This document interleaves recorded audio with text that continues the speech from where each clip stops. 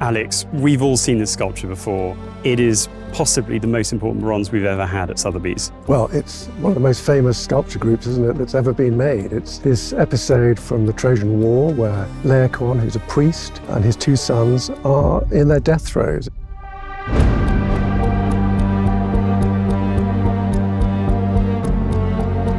The story starts, and the Greeks have left on the beach, towards the end of the Trojan War, a wooden horse, as we know. And it was Odysseus' plan to make people think that the Greeks had left. And inside the Trojan horse were soldiers who would then creep out if it was taken into the city.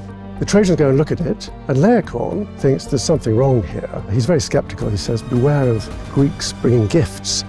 He goes and makes a sacrificial offering, but two of the gods that side with the Greeks decide to punish him. And two fierce serpents emerge from the sea, strangle him, suffocate him and his two sons. And that's what you're seeing here, this incredibly dramatic moment rendered in this extraordinary sculpture, and really one of the most memorable subjects in Western art.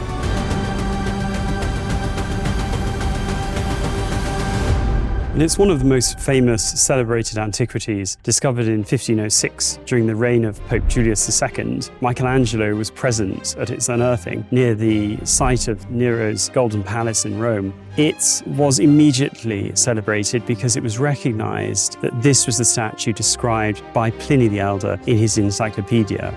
So this was a hugely astounding moment in Renaissance history, and Julius II was determined to acquire it. Which he did. And of course, what we're looking at now is really the only neoclassical life-size bronze made of it, isn't it?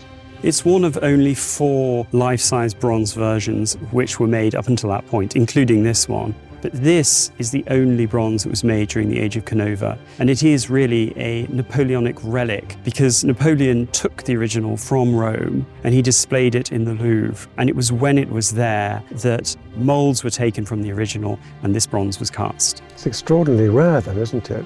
It was made in France around 1816, we think, by this great French sculptor. That's correct. Well, it's recorded in 1817. We know that he completed it then, the sculptor Carbonneau, who was a pioneer of the sand casting technique, which was used to make enormous bronzes.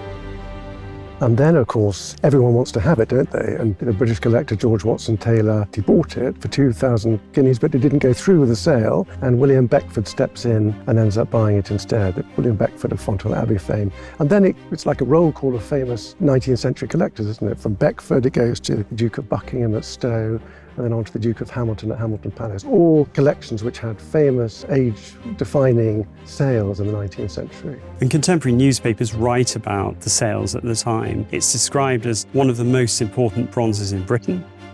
Of course, the wonderful thing is we now have it for auction on the 1st of July, but the last 120 years or so, it's led a quiet life, not really being seen by people. So it's wonderful to have this opportunity now to be able to show it to everybody in its true magnificence.